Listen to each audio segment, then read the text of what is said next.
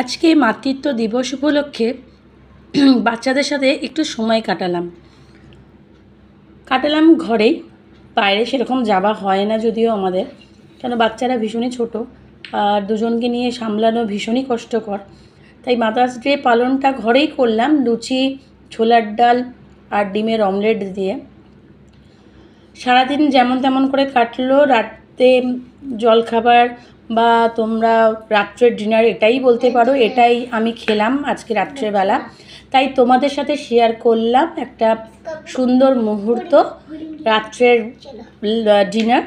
তো সবাই আজকে কি করলে না করলে আমাকে জানাও, যে মাদার্স ডে মাতৃত্ব দিবসে তোমরা কি করলে, বাচ্চাদের সাথে কি করলে, সব কিছু জানাও।